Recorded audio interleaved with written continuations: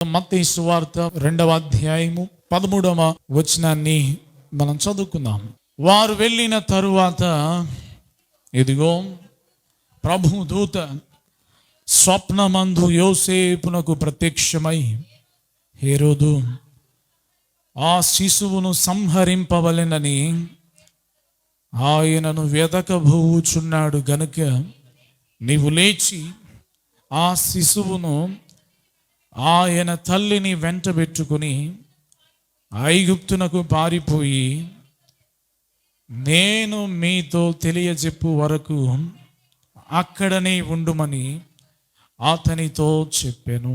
మంచిది ప్రియమైన దేవుని ప్రజలారా, మరి పోయిన వారం క్రిస్మస్లో 4 అద్భుతాలను మనం చూసాము. ఈ వారం క్రిస్మస్లో 3 ఆటంకాలు. ఏంటి చెప్పండి? క్రిస్మస్లో 3 ఆటంకాలు. ఆటంకాలు అని అంటే ఏదైనా పనిని మనం చేస్తుంటే మధ్యలో అది ఆగిపోవడానికి కలిగిన పరిస్థితులు కావచ్చు, కలిగిన సందర్భాలు కావచ్చు. అంటే సాఫీగా జరిగిపోయేదానికి వచ్చే సమస్యలు. ఏదైనా ఇల్లు కట్టుకునేటప్పుడు ఆటంకాలు రావటం, లేకపోతే పెళ్లి చేసుకునేటప్పుడు ఆటంకాలు రావటం, ఇలాంటి సాఫీగా జరిగిపోతాయిలే అని అనుకుని ప్రారంభిస్తాం. కానీ అనుకోని విధంగా కొన్ని పరిస్థితులు ఆ జరగవలసిన కార్యక్రమాన్నో జరగవలసిన దానినో ఆపివేస్తే అవి మనము ఆటంకాలుగా పరిగణ చేస్తూ ఉంటాం. మరొక మాట దాన్ని అభ్యంతరాలుగా చెప్తూ ఉంటాం. అయితే యేసుక్రీస్తు ప్రభువారు ఈ భూమి మీదకి పుట్టడానికి, ఈ భూమి మీద ఆయన రావడానికి ఆయన రాక సాఫీగా జరిగిపోలేదు. ఆయన యొక్క జననము సాఫీగా జరిగిపోలేదు. కొన్ని ఆటంకాలు ఎదురైనాయి. ఆయన పుట్టుక కలగకుండా ఉండడం కోసం కొన్ని అభ్యంతరాలు వచ్చినాయి. బైబిల్ పరిశీలన చేసినప్పుడు నాకు ఒక 3 ఆటంకాలు కనబడ్డాయి.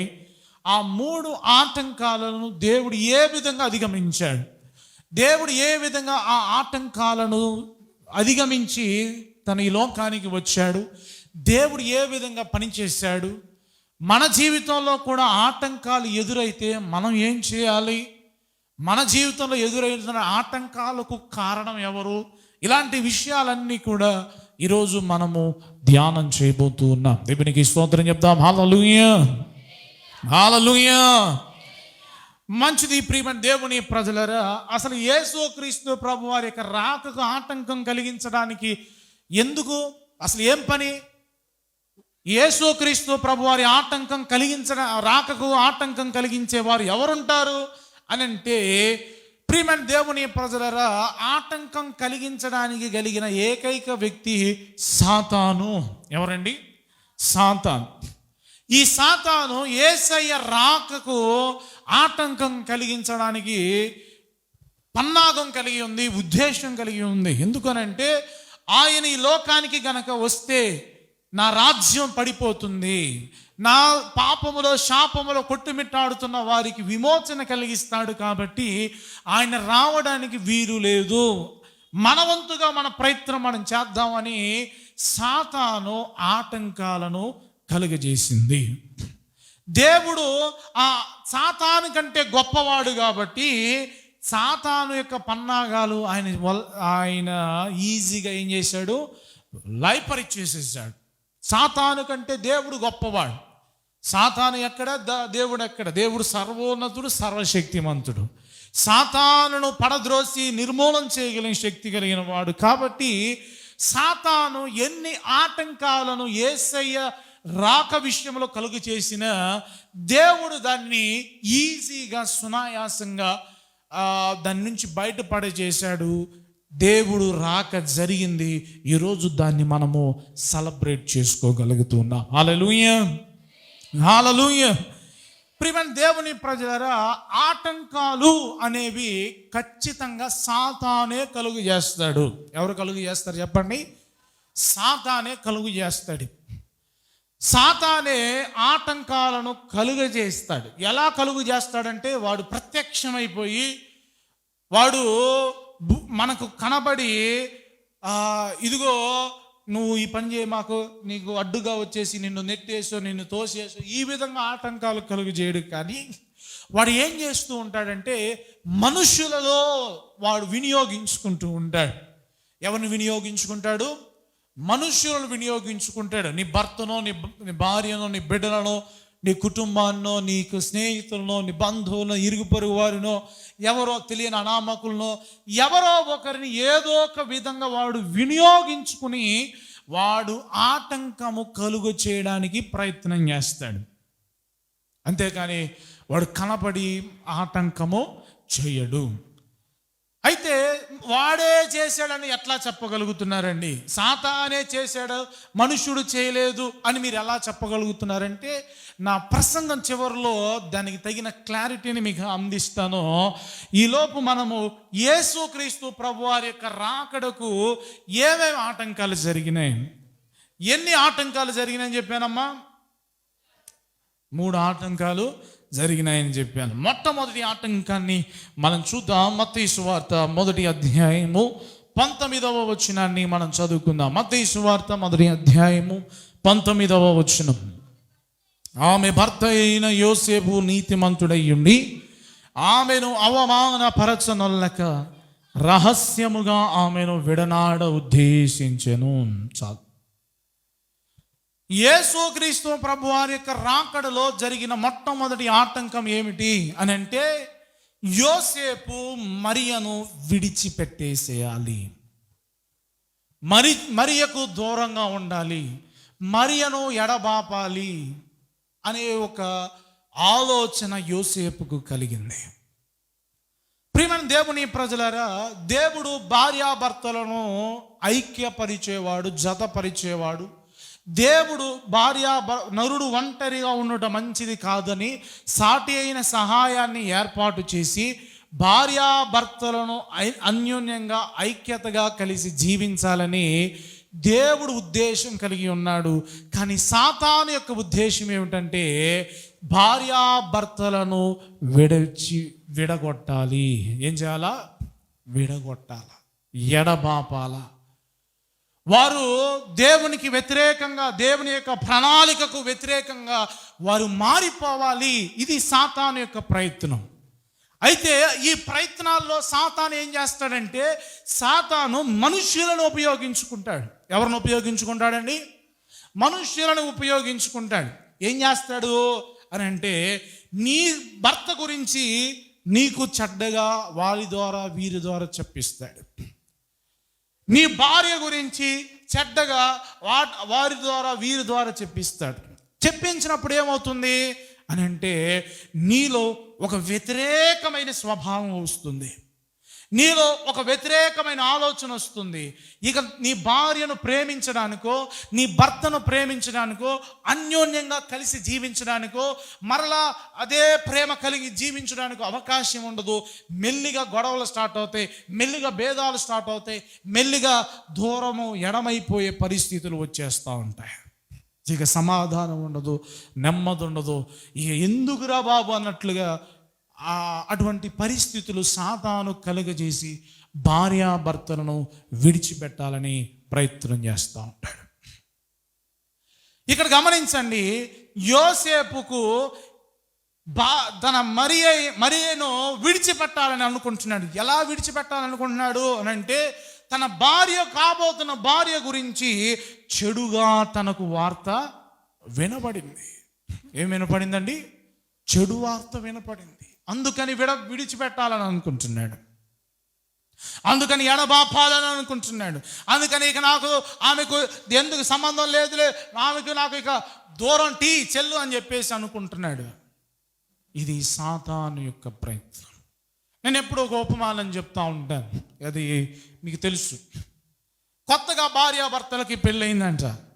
కొత్తగా భార్యాభర్తలకు పెళ్ళైతే ఆ పెళ్ళైన భార్యాభర్తల దగ్గరికి ఒక ముసలావిడ కొత్తగా పెళ్ళైంది కదా వచ్చి చూస్తా, వచ్చి పలకరిస్తా, ఏ అమ్మా ఎట్టున్నావు, బాగా చూస్తున్నాడు మీ ఆయన, అదిగో అట్టుండాలి ఎట్టుండాలి అది అని చెప్పేసి పలకరిస్తూ ఉంది. వీరిద్దరు కూడా పెద్దది కదా, అని చెప్పేసి చక్కగా చేరదీస్తూ ఉన్నారు. అయితే ఈ ముసలావిడ ఏం చేసిందంటే భర్త పనికి వెళ్ళడాన్ని చూసి భార్యకి ఒక విషయాన్ని చెప్తుంది. అమ్మా, నీకు ఒక విషయం తెలుసా అని చెప్పిందట. ఏంటండి, ఏమైంది, ఏంటి ఆ విషయం, నువ్వు చెప్తేనేగా నాకు తెలిసేది అని అంటే, ఏం లేదు, మీ ఆయన పూర్వజన్మలో ఉప్పు జాప అని చెప్పిందట. ఏంటంట, పూర్వజన్మలో మీ ఆయన ఉప్పు జాప అని చెప్పిందంట. మా ఆయన ఉప్పు జాపైంది, ఊరుగా పూర్వజన్మలో ఉప్పు జాపైంది లేకపోతే ఎండి జాపైంది, ఇవన్నీ మనకెందుకు, ఏమి నేను నమ్మనులే అమ్మా అని చెప్పేసి ఈ కొత్తగా పెళ్ళైన భార్య అందంట. అరే కాదు కాదు, ఇదిగో నువ్వు కావాలంటే నువ్వు రాత్రిపూట నిద్రపోయేటప్పుడు మీ ఆయన యొక్క శరీరాన్ని ఒకసారి నాలుకతో నాకి చూడు, నీకు గొప్పగా అనిపిస్తుంది అని చెప్పేసి చెప్పిందట.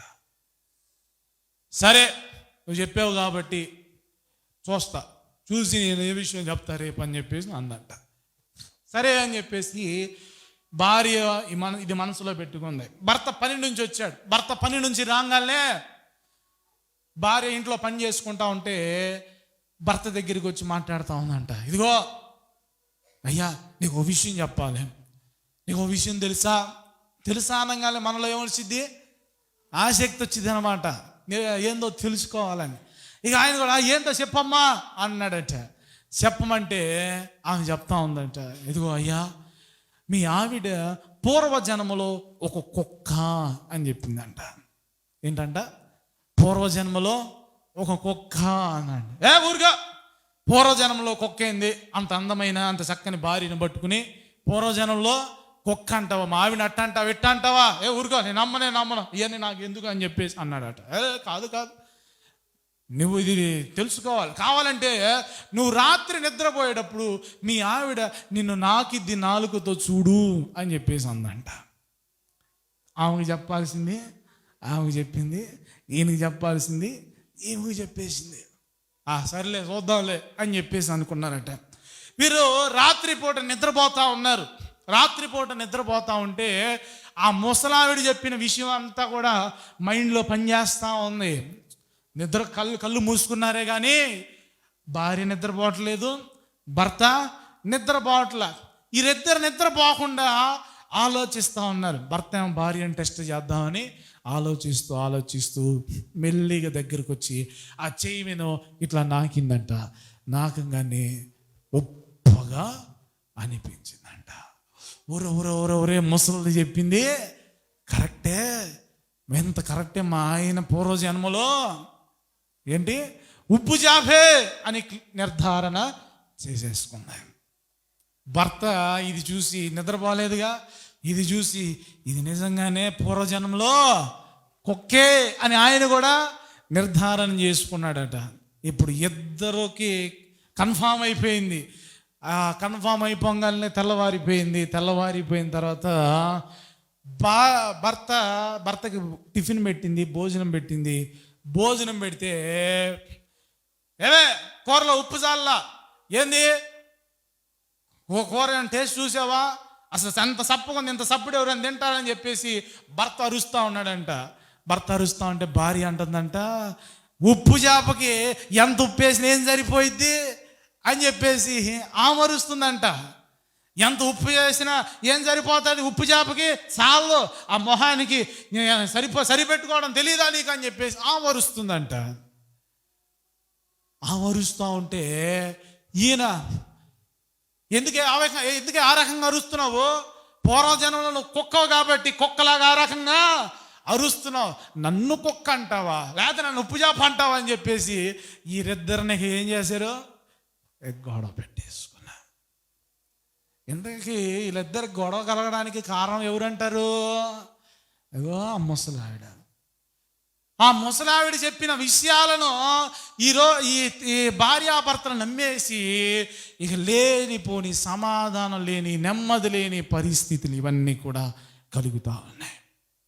ఈరోజు ప్రియమైన దేవుని ప్రజలారా, భార్యాభర్తలకు మధ్య ఎడబాటు కలగడానికి కారణం ఏమిటో తెలుసా, వారు చెప్పే మాటలు, వీరు చెప్పే మాటలు, సాతాను కలిగించే ఈ ప్రేరేపణలు లొంగిపోయి భార్యను అనుమానించడం, భర్తను అనుమానించడం, ప్రియమైన దేవుని ప్రజల నెమ్మది లేని పరిస్థితులు, సమస్యలు ఇవన్నీ తెచ్చుకుని ఈరోజు సాతాను వారిని విడగొట్టాలని ప్రయత్నం చేస్తూ ఉన్నాడు.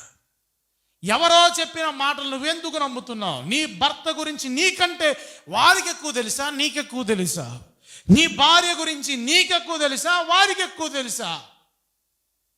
ఎక్కువ సమయం గడిపేది నీతో, ఎక్కువ సమయం ఉండేది నీతో. వారు వీరు చెప్పిన విషయాలు నమ్మి అనుమానించి సందేహాలు కలుగు చేసుకుని ఈరోజు ఐక్యత లేకుండా జీవించడం, ఇది సాతాను కలిగిస్తున్న వ్యతిరేకమైన స్వభావము, పన్నాగము, సాతాను కలిగిస్తున్న ఆటంకాలు. దీన్ని మనము అధిగమించాలి. హల్లెలూయా. మనం ఎప్పుడైతే దేవునికి లోబడతామో, దేవుని చిత్తానుసారంగా ప్రార్థనాపూర్వకంగా దేవుని వైపు చూస్తామో, దేవుడు మనలో ప్రశాంతత కలుగు చేస్తాడు. మనలో ఉన్న వ్యర్థమైన ఆలోచనలు దూరం చేస్తాడు. మరలా ప్రేమించుకోవడానికి, అన్యోన్యంగా కలిసి జీవించడానికి దేవుడు మనకు సహాయం చేస్తాడు. కాబట్టి ప్రియమైన దేవుని ప్రజలారా, భార్యాభర్తలకు మధ్య ఈ విధమైన ఆటంకము, అభ్యంతరాలు సాతాను కలుగు చేస్తూ ఉంటాడు. సరేలేండి, ఇంతకీ యేసుక్రీస్తు ప్రభు వారి యొక్క రాకలో ఈ ఆటంకం ఎలా కలిగింది, ఇది ఆటంకంగా ఎలా చెప్పగలుగుతూ ఉన్నారు అని అంటే, ప్రియమైన దేవుని ప్రజలారా, ఒక గర్భవతిగా ఉండే స్త్రీకి తన భర్త యొక్క సహకారము చాలా అవసరము. ఎవరి సహకారం అవసరం అండి? తన భర్త యొక్క సహకారం చాలా అవసరం. గర్భవతిగా ఉన్న స్త్రీ సరిగా పని చేసుకోలేదు, సరిగా అక్కడికి ఆహారం తెచ్చుకుని వండుకొని సంపాదించుకుని బయట డ్యూటీ చేసో కూలి పని చేసో సంపాదించుకుని గర్భవతిగా ఉండడం అనేది, డెలివరీ అవ్వడం అనేది చాలా కష్టం. ఈ డ్యూటీ చేసే ప్రక్రియలో, లేకపోతే ఆహారాన్ని డబ్బులు సంపాదించుకునే ప్రక్రియలో ఒకవేళ తన యొక్క శిశువు లేకపోతే తన యొక్క గర్భములో ఉన్న పిండము బలహీనుడై లేనిపోని ప్రమాదం జరిగే అవకాశము ఉండొచ్చు. కాబట్టి సాతాను ఏం చేస్తున్నాడంటే, భర్త అయిన యోసేపును దగ్గరకు రానియకుండా, ఈ మరియతో కలవకుండా ఉన్నాడనుకో, అప్పుడు ఏమవుతుందంటే మరియకు లేనిపోని సమస్యలు వస్తాయి, మరియకు చాలా ప్రాబ్లం అవుతుంది, చాలా ఇబ్బందులు అవుతాయి. అప్పుడు శిశువు భూమి మీదకి రావడానికి అవకాశం కలగదు అని ప్రయత్నం చేసింది. ప్రియమైన దేవుని ప్రజలారా, అమెరికా దేశంలో ఈ యొక్క భార్యాభర్తలు, గర్భవతిగా ఉన్న తల్లి యొక్క స్త్రీకి ఖచ్చితంగా భర్త పక్కనే ఉండాల్సిందే, ఖచ్చితంగా పక్కన ఉండాల్సిందే. అమెరికా దేశంలో వారు ఎక్కువగా ఈ సిజరిన్, ఈ ఆపరేషన్ చేయరు. ఆపరేషన్ చేసి గర్భాన్ని తీయడం ఇవన్నీ చేయరు. వారు ఏం చేస్తారంటే, అమ్మా ఇదిగో నువ్వు ఎక్కువగా ఎక్సర్సైజులు చేయాలా, ఖాళీగా ఉండకుండా ఏం చేయాలా, ఎక్సర్సైజులు చేయాలి, అది చేయాలి, ఇది చేయాలి, ఏమండి మీ ఆవిడని జాగ్రత్తగా చూసుకోవాలి, ఇదిగో టయానికి మెడిసిన్, ఇవన్నీ కూడా చెప్తా ఉంటారు. చెప్తూ వారు ఒకవేళ నవమాసాలు వారు నిండిన తర్వాత పెయిన్స్ వచ్చిందా కట్టి పెడతారు. ఒకవేళ పెయిన్స్ రాకపోతే, క్లిష్టమైన పరిస్థితి వస్తే అప్పుడు ఆపరేషన్ చేస్తారు. కానీ మన భారతదేశం అయితే ఏం లేదు, అమ్మా బిడ్డ అర్థం తిరిగాడు, తొందరగా కోసేయాలా, తీసేయాలా, ఇవన్నీ కూడా చేస్తాం. కానీ అక్కడ ఆ విధంగా చేస్తారు. అంత మాత్రమే కాదు, కానీ ఈ డెలివరీ అయ్యే టైంలో ఖచ్చితంగా భర్త పక్కనే ఉండాలి. భర్త పక్కనే ఉండి ఏం చేయాలంటే, ఆమె పడుతున్న ప్రయాస, ఆమె వేదన అదంతా కూడా కళ్ళారా చూస్తూ ఉండాలన్నమాట. డాక్టర్లు ఆ విధంగా చెప్తారు. ఎందుకయ్యా ఆ విధంగా చేస్తారంటే, ఆమె ఎంత ప్రసవ వేదన పడి ఆ బిడ్డను జన్మనిస్తుంది. ఇదేదో సుఖం కోసం కాదు, ఇదిగో ఇంత వేదన ఉంది, ఇంత ప్రయాస ఉంది, ఇంత భారం ఉంది, ఈ బిడ్డలను జాగ్రత్తగా చూడాలి, భార్యను జాగ్రత్తగా ప్రేమించాలి, ఈ విధమైన ఆప్యాయత బంధం ఏర్పడాలనే ఉద్దేశంతో వారు ఆ డెలివరీ అయ్యే టైంలో ఖచ్చితంగా భర్తను ఏం చేస్తాడంటే ప్రక్కన పెడతా ఉంటారు. భర్త అండగా ఉంటే, అమ్మ ఏమవుతులే ధైర్యంగా ఉండమ్మా, ఆ పెయిన్స్లో ఆ బాధలో భర్త అండగా ధైర్యంగా చెప్తా ఉంటాడు. ప్రియమైన దేవుని ప్రజలారా, కాబట్టి ఈ గర్భవతిగా ఉన్న ఈ యొక్క స్త్రీ అయిన మరియకు భర్త సహకారం లేకుండా, భర్త అండ లేకుండా, భర్త యొక్క తోడ్పాటు లేకుండా చేయాలి, ఉండాలి అనే పరిస్థితి సాతాను కలుగజేస్తా ఉన్నాడు. సాతాను ప్రేరేపించాడు. ఇక ఈ యోసేపు కూడా విడిచిపెట్టేసేద్దాం, యోసేపు కూడా వదిలించుకుందాం అని అనుకున్నాడు. కానీ దేవుడు తన సంకల్పాన్ని కలిగి ఉన్నాడు కాబట్టి, శిశువు బయటికి రావాలి కాబట్టి, ఇదిగో దేవుడు ఆ మరియను నడిపించుకెళ్ళాలి, తీసుకెళ్ళాలి, బెత్లెహేముకి వెళ్ళాలి, ఇవన్నీ పనులు ఇవన్నీ ఉన్నాయి కాబట్టి, భర్త అండ ఖచ్చితంగా ఉండాలి కాబట్టి, దేవుడు యోసేపుతో కలలో మాట్లాడి ఆమెను చేర్చుకోవడానికి నువ్వు వెనకడుగు వేయి, మాకు ఆమె ఏ పాపం చేయలేదు, ఏ తప్పు చేయలేదు, ఇది పరిశుద్ధాత్మ వలన కలిగింది అని చెప్పేసి తనలో ఉన్న అనుమానాన్ని, సందేహాన్ని నివృత్తి చేసి మరలా దేవుడు జతపరిచాడు. హల్లెలూయా, స్తోత్రం చెల్లించుదాం. హల్లెలూయా.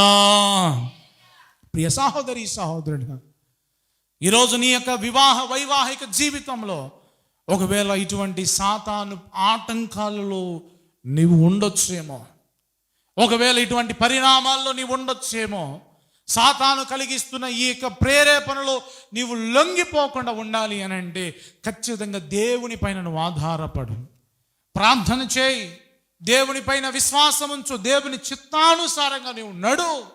దేవుడే దర్శిస్తాడు, దేవుడే ఆ యొక్క నీ యొక్క నిజాన్ని, లేకపోతే నీ యొక్క సాక్ష్యాన్ని దేవుడు అతనికి బయలుపరుస్తాడు. ఖచ్చితంగా మరలా అన్యోన్యంగా జీవిస్తూ దేవునిలో వర్ధిల్లడానికి దేవుడు సహాయం చేస్తాడు. హల్లెలూయా. ఈ మధ్య కాలంలో ఒక సహోదరి ఫోన్ చేసింది, నాకు ఫోన్ చేసింది. దేనికి ఫోన్ చేసింది అని అంటే, అయ్యా మా కొడుకుకి విడాకులు ఇప్పించాలి అని అనుకుంటున్నాము. ఎవరికి? కొడుకుకి విడాకులు ఇప్పించాలి అని అనుకుంటున్నాము. దీని గురించి దేవుడు ఏం చెప్తాడు, దీని గురించి దేవుడు ఏం సెలవిస్తాడు అని అడగడం కోసం ఫోన్ చేసింది. ఇంతకీ ఎందుకమ్మా విడాకులు అని అంటే, ఆ భార్యకు పక్షవాతం వచ్చింది, పెరాలసిస్ వచ్చి కాళ్ళు చేతులు ఇవన్నీ కూడా పడిపోయినాయి. చాలా హాస్పిటల్ తిప్పారు, ఇవన్నీ కూడా తిప్పారు, కానీ ఆమెకు నయము అవ్వట్లా. నయం అవ్వకపోతే కాస్త ట్రీట్మెంట్ సంవత్సరాలు గడుస్తూ ఉంది, వైద్యం చేయిస్తూ ఉన్నారు. ఏదో కొంత గొప్ప కాళ్ళు ఇవన్నీ కూడా కదిలికి వస్తుంది, కానీ పూర్తి స్వస్థత అనేది రాలేదు. ఈ తల్లి కొడుకు ఆ విధంగా ఆ భార్యతో సంతోషంగా లేకపోవడాన్ని బట్టి, కొడుకు భార్య ఆ స్థితిని బట్టి ఇంకా బాధపడుతూ దుఃఖపడుతూ ఉండడాన్ని బట్టి ఈ తల్లి ఏమంటుందంటే, అయ్యా మా అబ్బాయికి విడాకులు ఇచ్చి నేను వేరే ఒక పెళ్ళి చేస్తాను. దీని గురించి దేవుడు ఏమంటాడు అని అంటే, నేను చెప్పాను కదా అమ్మ, దేవుడు జతపరిచిన వారు నరుడు వేరు చేయడానికి వీలు లేదు. ఇది దేవుడు స్పష్టంగా తెలియజేశాడు. దేవుడు ఇదిగో జతపరిచిన వారు వేరుపరచబడ్డ, ఇది దేవుని ఉద్దేశం కాదమ్మా. ఆమెకు బలహీనత రావచ్చు, ఆమెకు రోగం రావచ్చు, ఏమైనా సమస్యలు రావచ్చు, అయినా కష్టమైన వ్యాధి అయిన బాధ అయిన దేవుని కొరకు సాక్షులుగా వారు జీవించాలి. ఒక్క వ్యభిచార కారణం తప్పించి మిగతా ఏ విషయంలో కూడా ఆమెకు విడాకులు ఇవ్వకూడదు అని దేవుని వాక్యం సెలవిస్తుంది అని ఆమెతో చెప్పాను. ఆమెతో చెప్తే, అది కాదండి, పిల్లోడు బాధపడతా ఉంటే చూడలేకపోతున్నాను అని చెప్పేసి ఆమంటుంది. పైగా ఇదిగో అయ్యగారు, నాకు దేవుడు కలలో చూపించాడు. ఏమంటే, ఇదిగో మా అబ్బాయికి పెళ్లి చేస్తున్నట్లు, మా అబ్బాయికి వివాహం చేస్తున్నట్లు ఇవన్నీ కూడా దేవుడు నాకు చూపించాడు. ఇది దేవుని చిత్తమేమో అనిపిస్తుంది, మిమ్మల్ని కూడా తెలుసుకుందాం, ఒకసారి దేవుణ్ణి అడగండి, ప్రార్థన చేయండి, ఏమైనా చూపిస్తే మాకు చెప్పండి అని అన్నాడు. అమ్మా, ఇదిగో దేవుడు విడాకులు ఇచ్చి వేరొక పెళ్లి చేసుకోమని ఎప్పుడు కూడా చూపించడు, చెప్పడు. ఒకవేళ ఇది సాతాను కలిగిస్తున్న భ్రమేమో, కొన్నిసార్లు సాతాను మనకి ఊహను బట్టి తలంపులను బట్టి కలుగు చేస్తూ ఉంటాడు. ఇది సాతాను కలిగించే భ్రమేమో. కాబట్టి దేవుడు మనకి స్పష్టంగా నీకు నాకు వచ్చే ఆలోచన బట్టి నడుచుకుంటారేమో ఉద్దేశంతోనే బైబిల్ గ్రంథాన్ని రాసించాడు. కాబట్టి ఈ వాక్యాన్ని మనం ఫాలో అవ్వాలి. ఇదే స్పష్టం, ఇదే క్లారిటీ, ఇదే అని చెప్పేసి చెప్పాను. ప్రార్థన చేద్దాం. అమ్మా ధైర్యంగా ఉండు, మీ కోడల్ని దేవుడు స్వస్థపరుస్తాడని ఆ సహోదరికి చెప్పడం జరిగింది. కాబట్టి ప్రియమైన దేవుని ప్రజల ఎనబాపటం, విడిచిపెట్టడం, విడాకులు ఇవ్వడం ఇది ఖచ్చితంగా దేవుని యొక్క ఉద్దేశము కానే కాదు. ఇది సాతాను కలిగిస్తున్న ఆలోచన, సాతాను కలిగిస్తున్న ఆటంకము. యేసుక్రీస్తు ప్రభువారు భూమి మీదకి రాకుండా సాతాను కలిగించిన మొట్టమొదటి ఆటంకం ఏమిటంటే యోసేపు మరియలు విడిచిపెట్టాలి, విడిపోవాలి. ఇది సాతాను కలిగించిన ఆటంకం. రెండవ ఆటంకాన్ని మనం చూద్దాం. లూకాసు సువార్త 2వ అధ్యాయము 6వ వచనాన్ని, లూకాసు సువార్త 2వ అధ్యాయం 6వ వచనాన్ని మనం చదువుకుందాం. వారు అక్కడ ఉన్నప్పుడు ఆమె ప్రసవ దినములు నిండెను గనుక తన తొలిచూలు కుమారుని కని పొత్తి గుడ్డలతో చుట్టి సత్రములో వారికి స్థలము లేనందున ఆయనను పశువుల తొట్టెలో పరుండబెట్టెను. యేసుక్రీస్తు ప్రభువారి యొక్క రాకడకు కలిగిన రెండవ ఆటంకం ఏమిటంటే ఆయన ప్రసవించడానికి స్థలము లేదు, సత్రములో స్థలము లేదు. రెండవ ఆటంకం ఏంటండి? సత్రములో స్థలము లేదు. ఇది రెండవ ఆటంకం.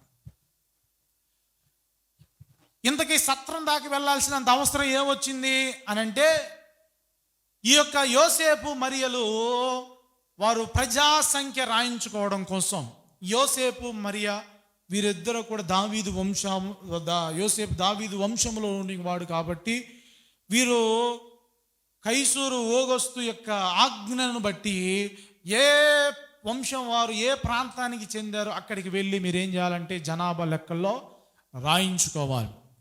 కాబట్టి ఈ యోసేపు మరి ఏం చేశారంటే వారు ఉంటున్న ప్రదేశాన్ని విడిచిపెట్టేసి బెత్లెహేము దావీదు యొక్క నగరం కాబట్టి, పురం కాబట్టి అక్కడికి వెళ్ళి ఆ వంశంలో ఆ గోత్రంలో వారి ప్రజాసంఖ్య రాయించుకోవడం కోసం అక్కడికి వెళ్ళారు. అక్కడికి వెళితే ఈ ప్రజాసంఖ్య రాయించుకోవడం కోసం పాపం ఎక్కడెక్కడ నుంచో జనాలు వచ్చేసేసారు. సత్రములో వారికి స్థలము లేదు, ఎవ్వరు కూడా స్థలం ఇవ్వట్లా. అంత రష్ అయిపోయింది. అంత రష్ అయిపోయేసరికి ఈ యొక్క యోసేపు మరియలు చాలా ఇల్లు, ఆ ఇల్లు, ఈ ఇల్లు, ఆ ప్రాంతం, ఈ ప్రాంతం తిరుగుతూ, అమ్మ మా ఆవిడ ప్రసవ దినాలు నిండుతూ ఉన్నాయమ్మా, అంటే పెయిన్స్ వస్తూ ఉండొచ్చు బహుశా, ప్రసవ దినాలు నిండుతున్నమ్మా, కాస్త చోటు ఇవ్వండి అమ్మా అని చెప్పేసి ఎన్ని ఇల్లు తిరిగినా ఎక్కడ కూడా స్థలము లేనే లేదు. ఇది ఆటంకం. ఎలా ఆటంకం అని అంటే చెప్తాను.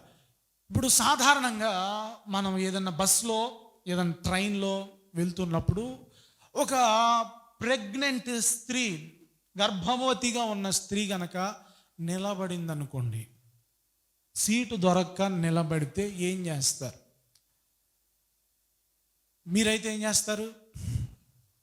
మీరైతే మంచోళ్ళు కాబట్టి మీరు కాదు, అసలు నాకు తెలిసినంతవరకు మానవత్వం ఉన్న ప్రతి ఒక్కడు కూడా ఆ డెలివరీ ఆ ప్రెగ్నెంట్గా ఉన్న స్త్రీ లేకపోతే తల్లి అయిన స్త్రీ కానీ వారు నిలబడి ఆ సీటు కోసం నుంచుంటే ఎవడైనా యవనస్తుడు కానీ పెద్దోళ్ళు కానీ సీట్ ఇచ్చి అమ్మ కూర్చో అంటారు.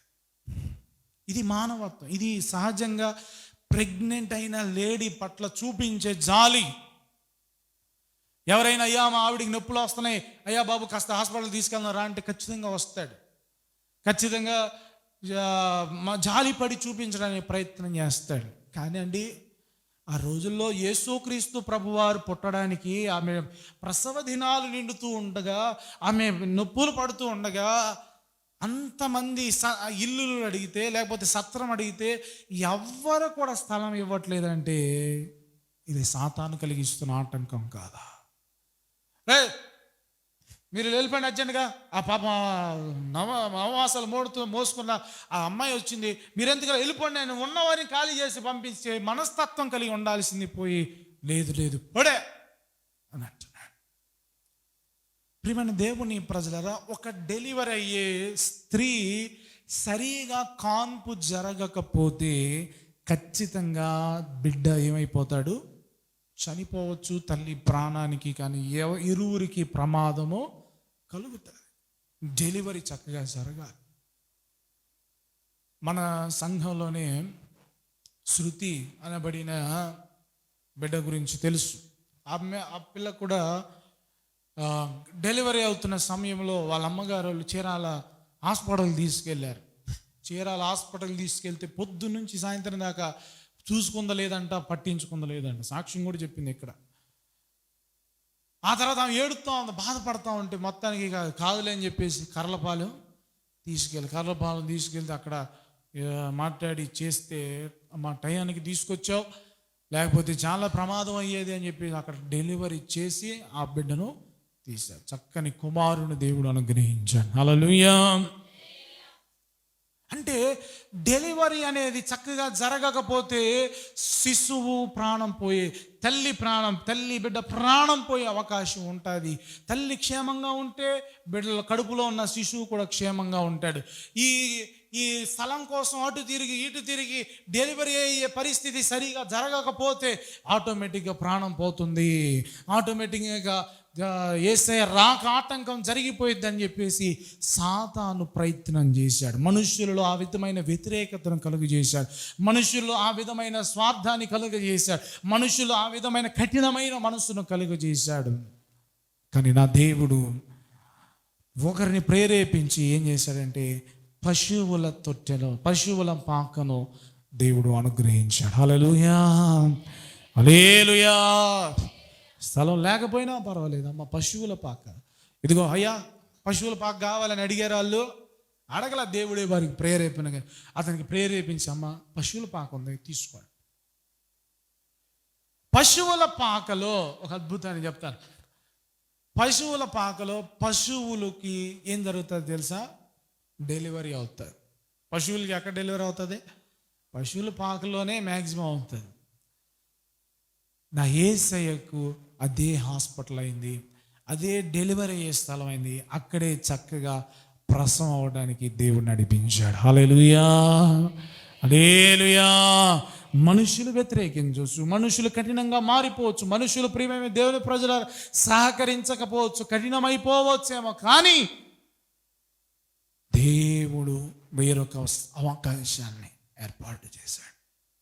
చక్కగా పశువుల పాక ఈరోజు ఎంత ఔన్నత్యాన్ని సంపాదించుకుందండి. ఈరోజు ప్రియమైన దేవుని ప్రజలు యెరూషలేము వెళ్ళిన ప్రతి వాడు కూడా ఆ పశువుల పాక కలిగిన స్థలానికి వెళ్తాడు. ఎందుకో తెలుసా? యేసయ్య అక్కడ జన్మించాడు. అదే ఇంట్లో ఎవడో ఒక స్థలం ఇచ్చుంటే ఆడి ఇల్లే ఈరోజు ఒక టూరిస్ట్ ప్లేస్ అయిపోయి ఉండేది.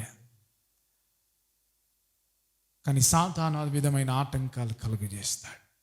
ఈరోజు ప్రియమైన దేవుని ప్రజలు, నీ జీవితంలో కూడా ఒకవేళ ఎటువంటి సాతాను మనుషులను కఠినపరచవచ్చు, మనుషులు నీకు సహకరించకుండా వ్యతిరేకంగా మారిపోవచ్చేమో, కానీ నా దేవుడు ప్రతికూలతలో కూడా అనుకూలమైన అవకాశాలను దేవుడు ఏర్పాటు చేయగలిగిన వాడై ఉన్నాడు. హల్లెలూయా, హల్లెలూయా.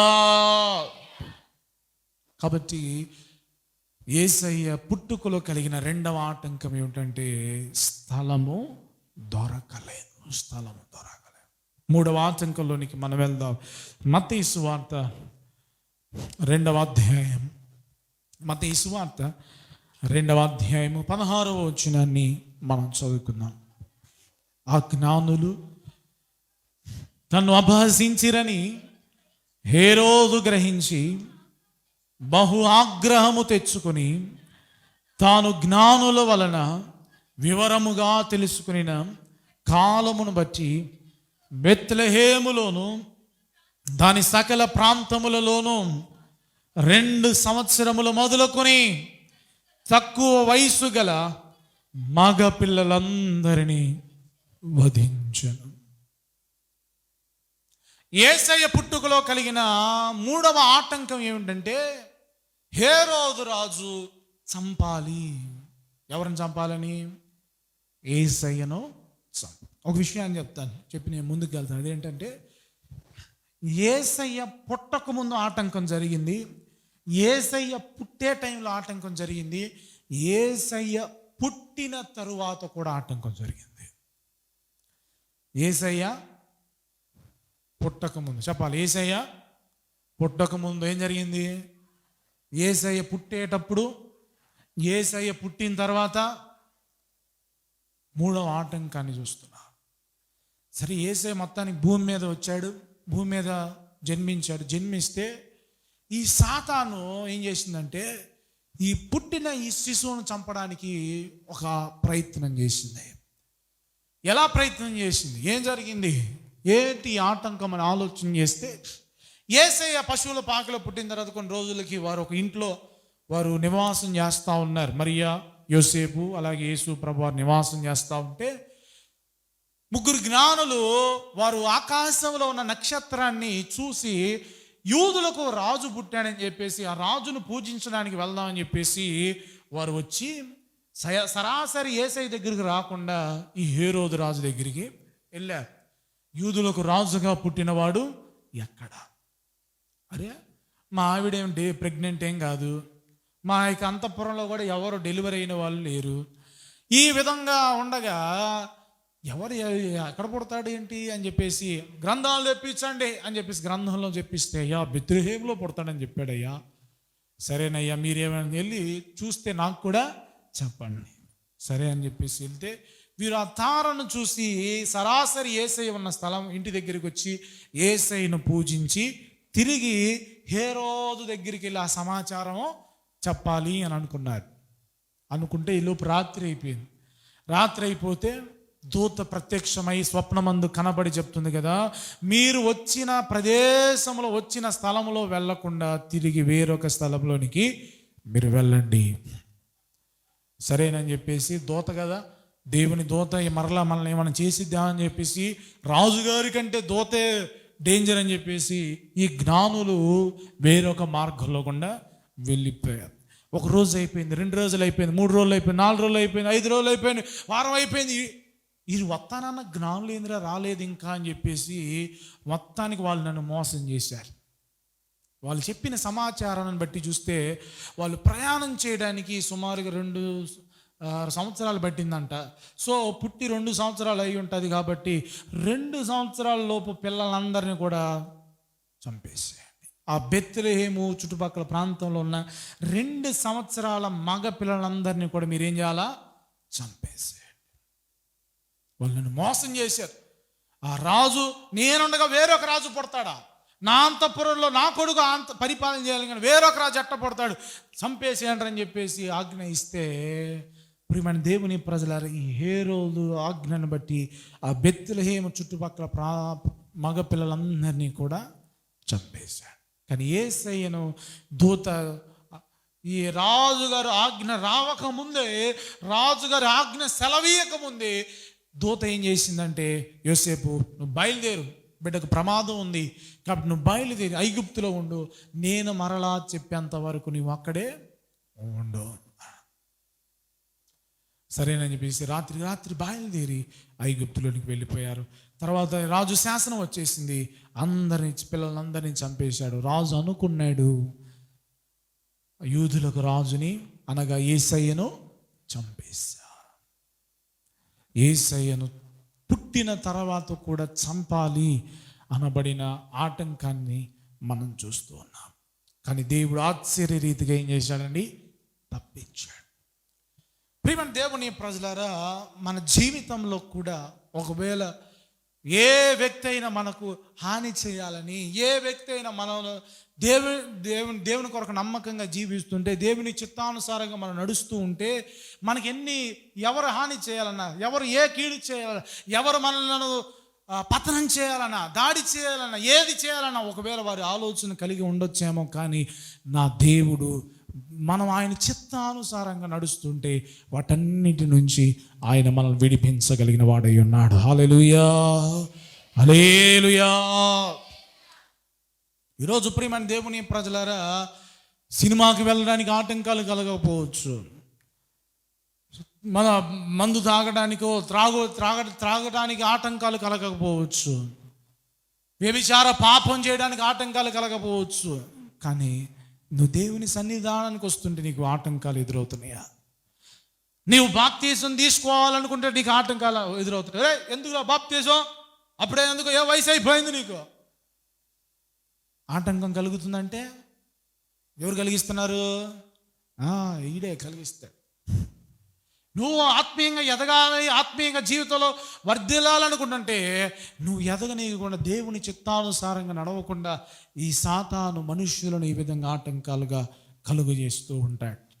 అయితే మనం దేవుని చిత్తానుసారంగా నడిచినప్పుడు దేవుడే వాటన్నిటి నుంచి విడిపించి తప్పించి మనలను హెచ్చించేవాడై ఉన్నాడు. హల్లెలూయా. చేతులెత్తి స్తోత్రాలు చెప్దాం. హల్లెలూయా. అభ్యంతరాలు రాక తప్పవు, కానీ అవి ఎవని వలన వచ్చునో వానికి శ్రమ. మత్తయి సువార్తలో మనం చూస్తున్నట్లయితే చూడండి, మత్తయి సువార్త 18వ అధ్యాయంలో, అభ్యంతరము వలన లోకమునకు శ్రమ, అభ్యంతరములు రాక తప్పవు, కానీ ఎవని వలన అభ్యంతరము వచ్చునో ఆ మనుష్యునికి శ్రమ. 18వ అధ్యాయం 7వ వచనంలో మనం చూస్తున్నాం, అభ్యంతరాలు వస్తాయి.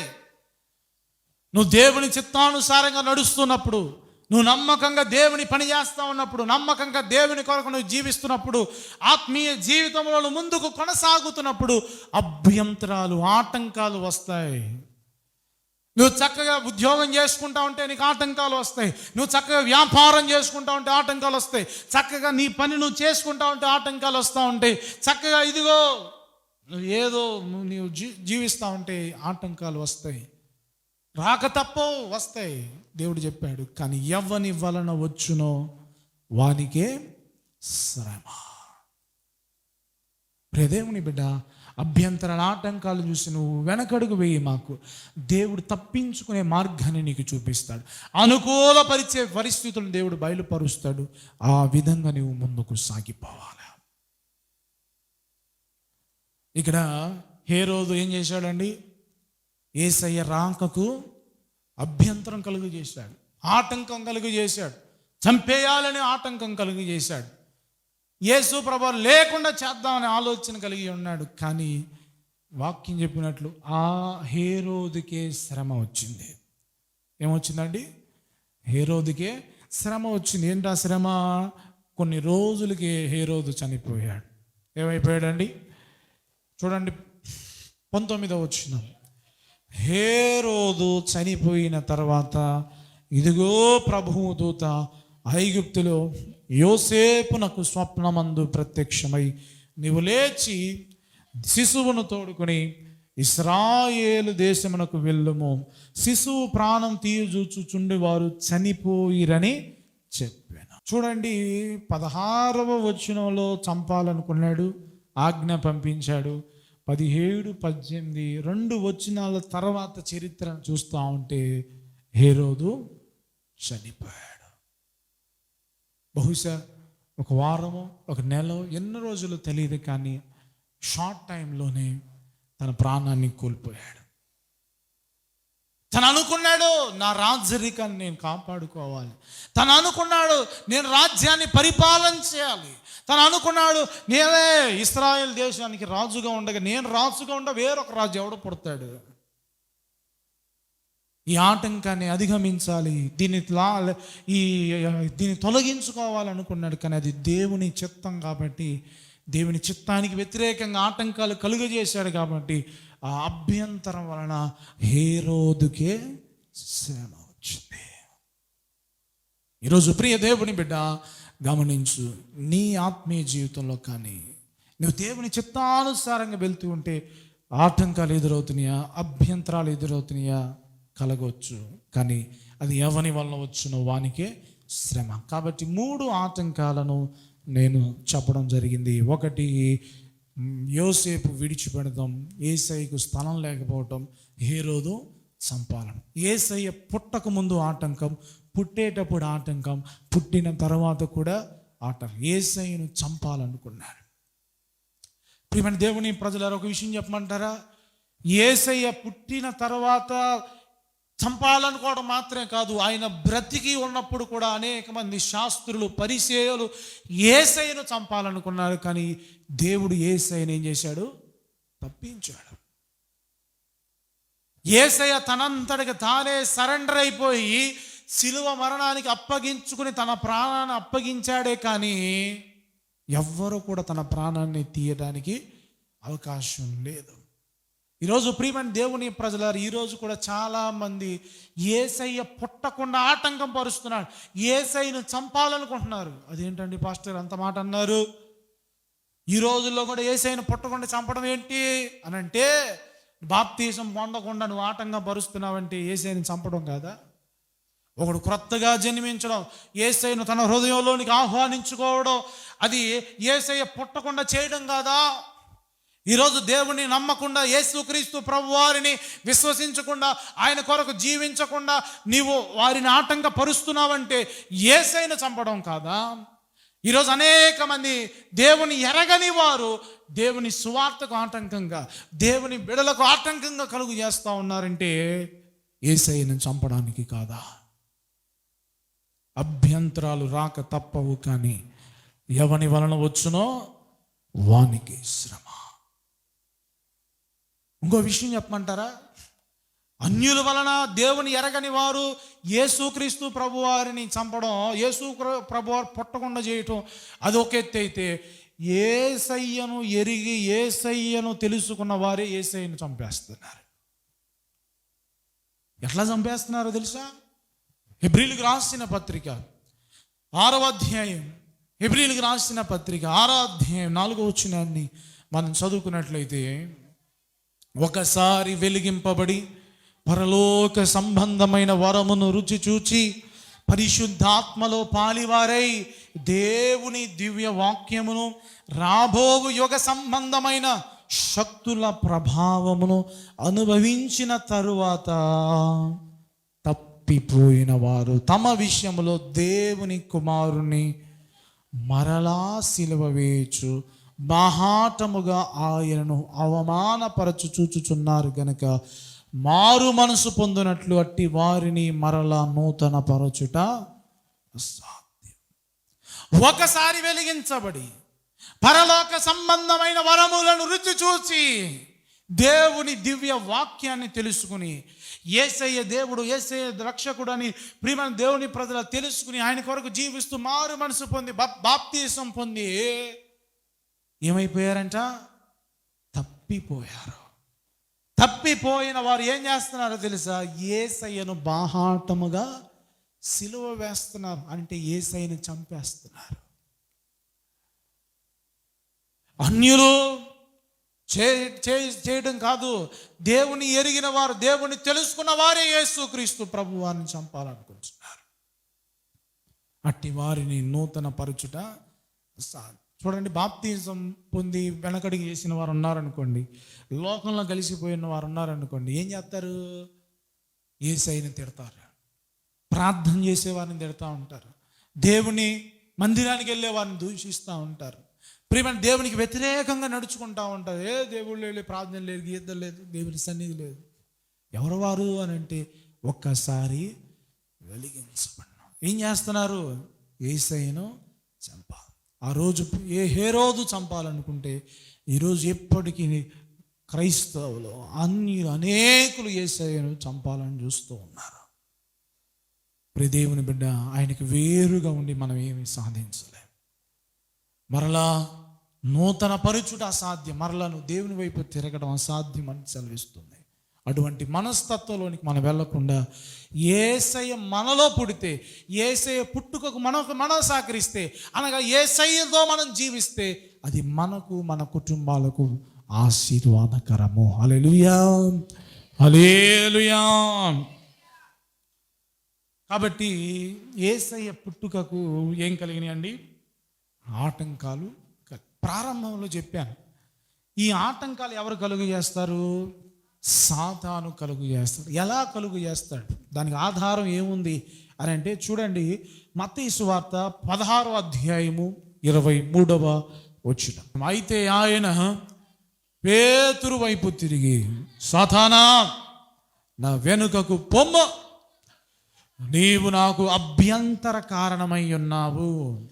నీవు మనుష్యుల సంగతులనే తలంచుచున్నావు, కానీ దేవుని సంగతులను తలంపక ఉన్నావని పేతురుతో చెప్పాను. ప్రియమైన దేవుని ప్రజల, పేతురులోనికి సాతాను దూరి పేతురు అంటున్నాడు, యేసయ్యా, ఆ శిలువ మరణం నీకు దూరమగును గాక, దూరమగును గాక. వెంటనే యేసయ్య అన్నాడు, సాతానా, వెనకకు పో. నాకు నీవు ఎలా ఉన్నావంట? అభ్యంతర కారణంగా ఉన్నావు. సాతాను పేతురును వినియోగించుకుంది. సాతాను ఏం చేసిందండి? పేతురును వినియోగించుకుని యేసయ్య శిలువ మరణానికి అభ్యంతరము, ఆటంకము కలుగ చేయాలి అని అనుకుంది. సో ఈరోజు మన అంశంలో చూస్తుంటే యోసేపులో పనిచేసింది ఎవరు? సాతాను. సో అక్కడ బెత్లెహేములో ప్రజల్లో పనిచేసింది ఎవరు? సాతాను. హేరోదులో పనిచేసింది ఎవరు? సాతాను. ఈ సాతానికి మనం లోబడితే మనకే శ్రమ, సాతానికి మనం అవకాశం ఇస్తే మనకే ఇబ్బంది. వాడు చేపించేసి పక్కకి వెళ్ళిపోతాడు, కానీ మనకే నష్టం. వాడికి అవకాశం ఇవ్వకుండా వాడిని మనం ఏం చేయాలంటే ఎదిరించాలి. హల్లెలూయా. అపవాదిని ఎదిరించుడి, అప్పుడు వాడు మీ యొద్ద నుండి పారిపోతాడు. దేవుని చిత్తానికి వ్యతిరేకంగా మనల్ని వాడుకుంటున్నాడా? దేవుని చిత్తానికి వ్యతిరేకంగా మనల్ని నడిపిస్తూ ఉన్నాడా? ఎస్, గమనించు. పనిచేస్తుంది, సాతాను పనిచేస్తుంది. వాడిని గద్దించాలి, ప్రార్థన చేయాలి, వాడు విడిచిపెట్టి వెళ్ళిపోతాడు. కాబట్టి మనం అభ్యంతరం కలిగించే వారిగా కాక దేవుని యొక్క పరిచయం, దేవుని చిత్తానుసారంగా నడుచుకునే వారిగా మనం ఉంటే అది మనకు ఆశీర్వాదం. దేవుని యొక్క రాకకు చాలామంది సహకరించారు. ఎవరు సహకరించారు? మరియా సహకరించింది, ధన్యురాలిగా పిలువబడుతుంది. మరి ఆటంకం చెప్పిందా అండి? చెప్పలా, ధన్యురాలుగా పిలువబడింది. ప్రియమైన దేవుని ప్రజల, పశువుల పాక యజమాని సహకరించాడు, ఆ పశువుల పాక ధన్యకరంగా మార్చబడింది. యేసుక్రీస్తు ప్రభువారిని, ప్రియమైన దేవుని ప్రజల, ఆ జ్ఞానులు ఆ వార్తను తెలియపరచకుండా యేసయ్యకు సహకరించారు. ఇప్పటికీ జ్ఞానుల గురించి మనం అందరం కూడా చెప్పుకోగలుగుతున్నాం. వారు ఆ విధంగా దీవెనకరంగా నడిపించగలిగారు. కాబట్టి ఆటంకం అనేది, అభ్యంతరం అనేది కలిగించకుండా దేవుని చిత్తానుసారంగా నడుచుకుందాం. ఒకవేళ మనమే అభ్యంతరంగా ఉంటే, మన ద్వారా అభ్యంతరాలు కలుగుతుంటే మనలో సాతాను ప్రేరేపణ కలిగిస్తున్నాడు అనేది గ్రహించి దేవునికి మనం లోబడి ప్రార్థనలో దేవునిలో మనం నడుచుకుందాం. దేవుని ఇష్టలుగా, దేవుని చిత్తానుసారంగా నడుచుకునే వారిగా మనం ఉందాం. పరలోక రాజ్య వారసులుగా మనం జీవించుదాం. దేవుడి మాంచలు మన వెనికిల్లో దీవించును గాక. ఆమేన్. మోకరించుదాం, ప్రార్థన చేద్దాం. విన్న వాక్యాన్ని బట్టి చిన్న ప్రార్థన చేద్దాం.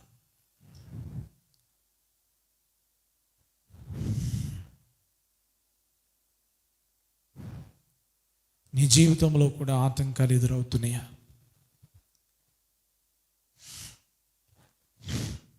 అయ్యా, నా జీవితంలో ఆటంకాలు ఎదురవుతున్నాయి, నా కుటుంబంలో అభ్యంతరాలు కలుగుతున్నాయి, నా ఉద్యోగంలో వ్యతిరేకతలు కలుగుతున్నాయి, నా పరిస్థితుల్లో ఎన్నో ఆటంకాలు ఎదురవుతున్నాయి. వీటన్నిటికీ కారణం సాతానని మీరు మాకు తెలియపరిచారు. నాయనా, వాటిని చూసి నేను వెనకడుగు వేయక నీ వైపు చూస్తూ నేను ముందుకు సాగునట్లుగా నాకు సహాయం చేయనైనా. ఇదిగో నా ఆత్మీయ జీవితానికి ఎన్నో ఆటంకాలు ఎదురవుతున్నాయి. ఇదిగో మందిరానికి వెళ్ళకుండా, ఇదిగో బాప్తిసం పొందకుండా, ఇదిగో నీ కొరకు నేను జీవించకుండా, నీ కొరకు వాడబడకుండా ఉండడానికి ఎన్నో ఆటంకాలు కలుగుతూ ఉన్నాయి. వాటన్నిటిని నేను అధిగమించుటకు నాకు సహాయం చేయనైనా.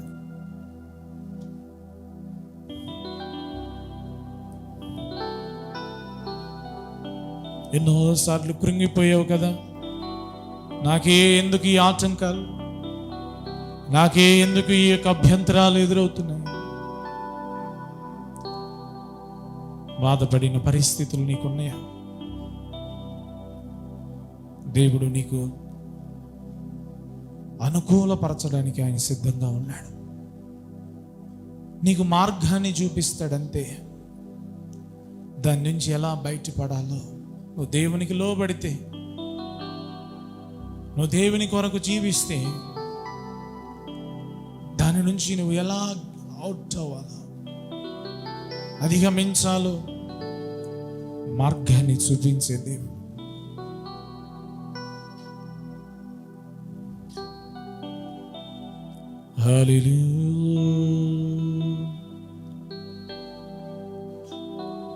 కృంగిన వేళలో నన్ను లేవనెత్తిన చిరునామా నీవేగా, ప్రతికూలమైన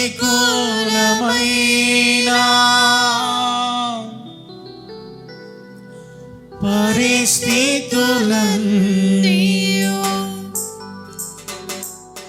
కనుమరుగైపోయినే,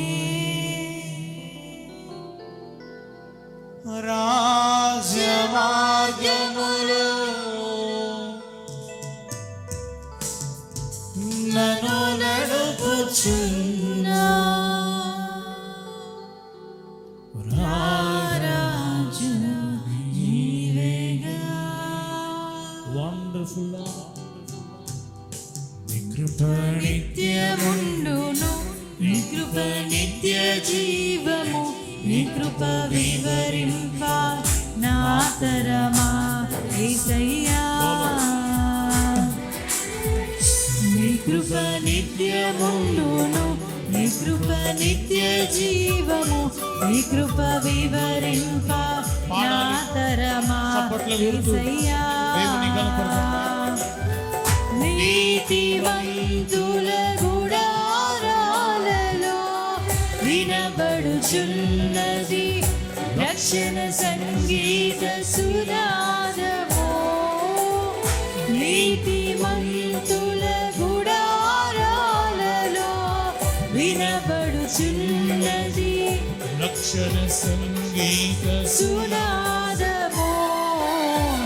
నీ కృప నిత్యముండును, నీ కృప నిత్య జీవము, నీ కృప వివరింప నా తరమా యేసయ్యా. శృతి ఉన్న పాటలకు విలువలు ఉన్నట్లే కృతజ్ఞతనిచ్చావు, కృపలో నిలిపావు. శృతి ఉన్న పాటలకు విలువలు ఉన్నట్లే కృతజ్ఞతనిచ్చావు, కృపలో నిలిపావు. కృంగిన వేళలో నన్ను లేవనెత్తిన చిరునామా నీవేగా. కృంగిన వేళలో నన్ను లేవనెత్తిన చిరునామా నీవేగా. నీ కృప నిత్యముండును, నీ కృప నిత్య జీవము, నీ కృప వివరింప నా తరమా యేసయ్యా. ప్రతి చరణము వెంట పల్లవి ఉన్నట్లే ప్రతి క్షణమున నీవు పలుకరించావు. ప్రతి చరణము వెంట పల్లవి ఉన్నట్లే ప్రతి క్షణమున నీవు ప్రతికూలమైన పరిస్థితులన్నీ కనుమరుగైపోయేది. ప్రతికూలమైన పరిస్థితులన్నీ కనుమరుగైపోయినే. నీ కృప నిత్యముండును, నీ కృప నిత్య తరమా యేసయ్యా నీ కృప నిత్యముండును నీ కృప నిత్య జీవము నీ కృప వివరింప నా తరమా యేసయ్యా నీతిమంతుల గుడారాలలో వినపడుచున్నది రక్షణ సంగీత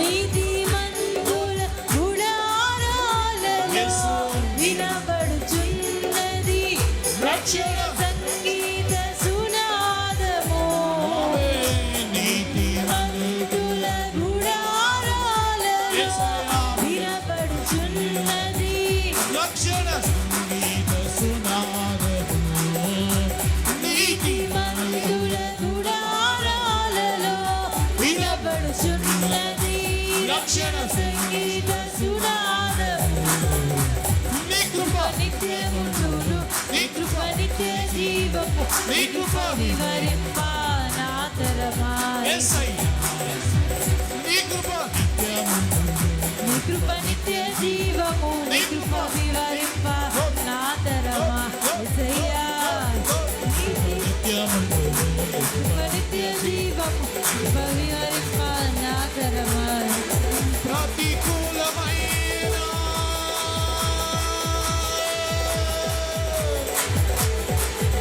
ప్రతికూలమైన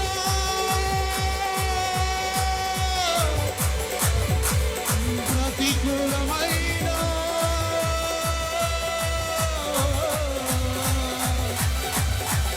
పరిస్థితులన్నీ కనుమరుగు చేసే యేసయ్యా యేసయ్యా యేసయ్యా యేసయ్యా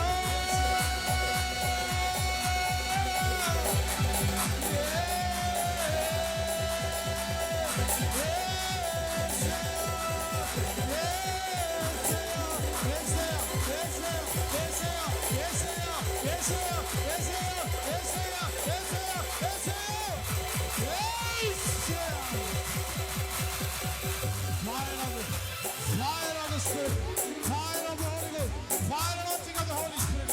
ఇదిగో ప్రతికూలమైన పరిస్థితులను దేవుడు కనుమరుగు చేయబోతున్నాడు. ఇదిగో ప్రతికూలమైన పరిస్థితులను దేవుడు పటాపంచలు చేయబోతున్నాడు. ఇదిగో ఆటంకాలను దేవుడు లయపరచబోతున్నాడు. ఇదిగో అభ్యంతరాలను దేవుడు లయపరుస్తున్నాడు. ఇదిగో సాతాను కార్యమును దేవుడు నిలువపరిచి ఇదిగో మార్గాన్ని చూపించబోతున్నాడు.